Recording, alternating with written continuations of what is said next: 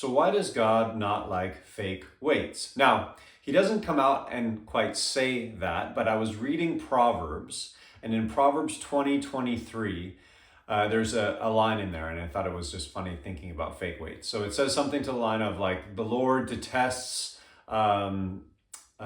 differing weights, and dishonest scales do not please him. So obviously, this is much more in the line of like, hey, I'm selling something like gold and it's weighing this much, but if my scale is, if I'm selling something and I'm a merchant and I'm going, hey, this is not that much, right? You're trying to jip me here, all right? You're saying it's worth 100, and it's my scale is only saying that it's worth 75. It's dishonesty, and really at the end of the day, if you're someone who is using fake weights to promote yourself, to look stronger, you're being dishonest. So at the end of the day, God doesn't like fake weights because he doesn't like dishonesty. And I literally used to think that fake weights weren't a thing. Like I really believed that no one would take the time to make a weight fake so that they could look stronger than what they really are. And I believe people.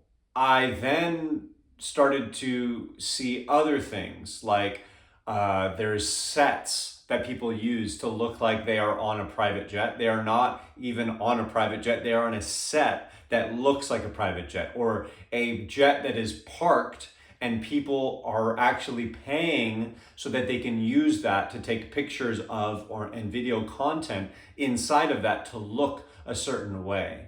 And the idea of having an image and looking a certain way, it goes super far. Like people will do so many things to look and have this perception that they are a certain person, of a certain class, of a certain money, or what have you. So why wouldn't someone use fake weights? Why would someone say that they take private jets when they don't? When it's the same thing as saying I lift 500 pounds when really I don't lift 500 pounds. Why would that be such a stretch? And then I started to see it. You start to see like a bar, right, that has all these weights and it's supposed to bend, right? Literally the bar will bend when it has a certain amount of weight. It'll move a lot more, and you're seeing it not moving. You're going, right?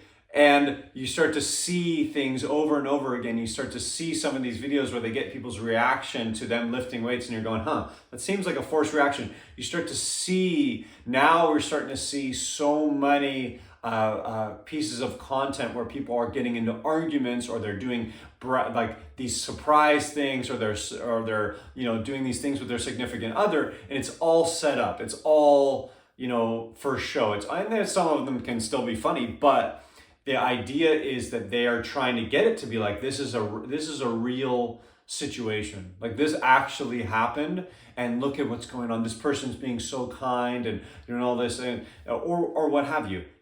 But they're lying. They are not being honest. And this is one of the reasons I think I'm going to make another video on this, why I see that a lot of this content, a lot of content in general, is going to be replaced by AI. Well, who could be surprised that fake stuff, people who are doing fake things, are going to be replaced by fake videos? I think it's poetic justice that the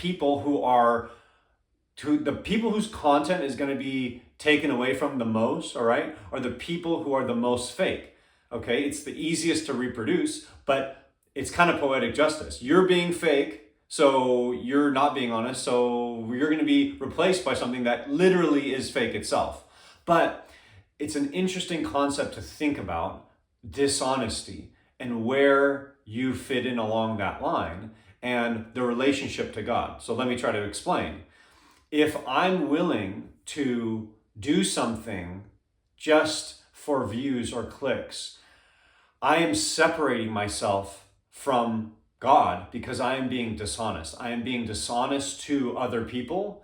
And over time, I think I mentioned this on another video, when we start to separate this, when I start to do things just for money, or I start to do things just for clicks or likes, I start to create content, and my whole personality becomes something that I am reaching for just so that you'll click on it, I start to lose sight of who I really am.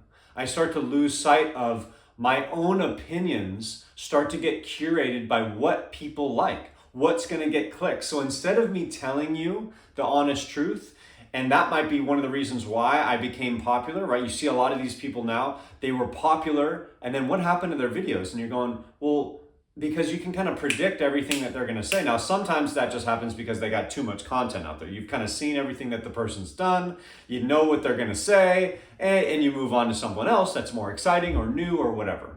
But when it comes to curating your point of view through what you expect other people to like, hey, what way's the wind blowing? Okay, is it going to be political content? Okay, I'm going to go there. Is it religious content? I'm going to go there. Is it fitness? Is it this? Is it that? Right? How am I going to get people to click on my videos? And I've been guilty of this. I've gone topical with certain current events and things that go on, and I've done that just for the reason of I want to get some views.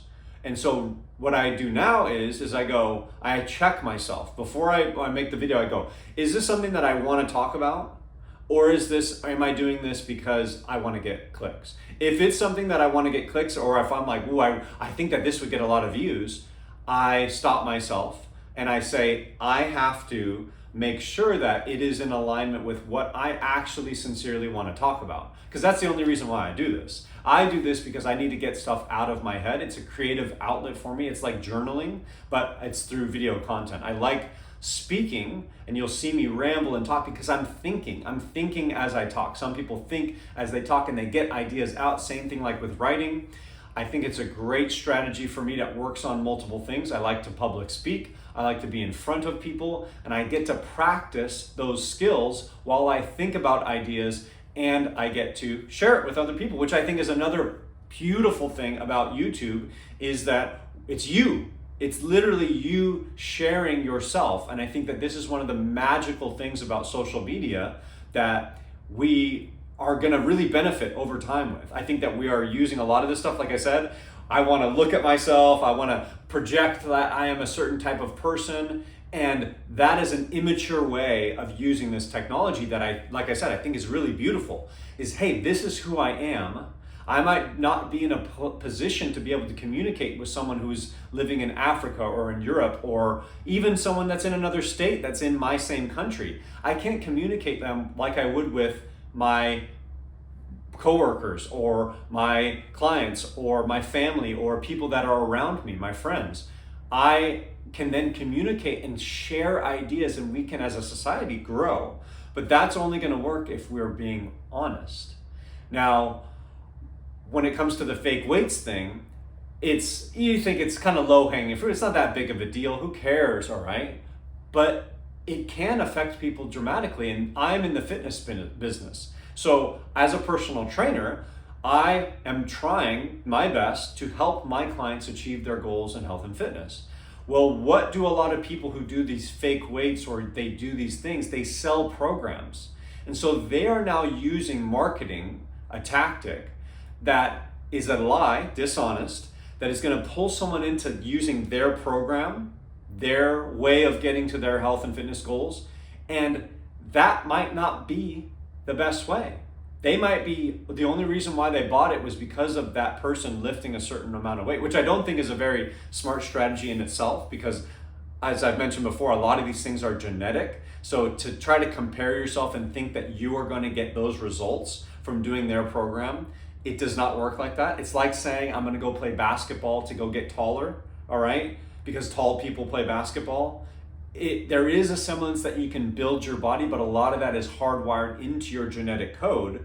And if you don't have the genetics, you're not going to be able to produce those results. And most people do not have the genetics of the super freaky, muscular, low body fat, all right, bodybuilder type, or the freaky, strong type, okay? So those things are outliers, and those people selling programs are not necessarily that you're going to get the best results from them. So like I said, now if somebody takes that and they go fake with it, they're not even a super strong person. They're projecting that they are a super strong person to other people. And then that person goes along and says, well, wow, this is so impressive. And they buy a program. They are now leading them down a path that might not be optimal. So what the magic of something like YouTube and social media can be is being honest. It literally is you. What are your opinions? What are your thoughts?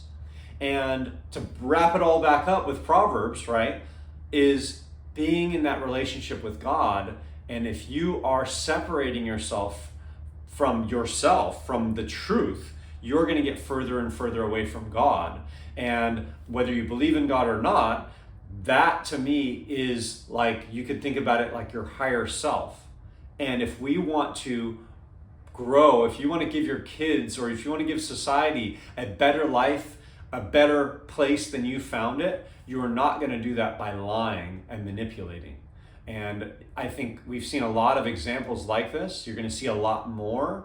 I hope that the more technology that we have, the harder it gets to lie, so that we have to be honest. And I think that would be a lot better for all of us if we were more honest. I know that it is so much better for myself if I live true to how am I really, not how I want to be, what's really going on, and working from there, versus living in fantasy land.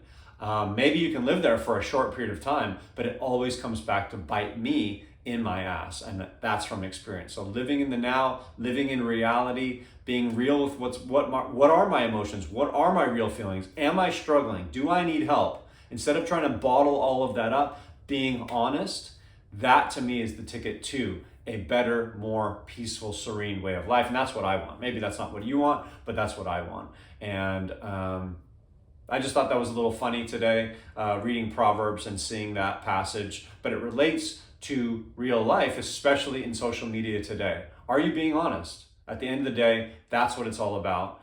I love Proverbs. If you've never read it before, whether you're religious or not, you can get a lot out of those passages in there, I'm sure. Maybe you won't, but I definitely have gotten a lot out of those passages. So something in there for everyone, even the fitness community. That's it for today. Until next time, I'll see you then.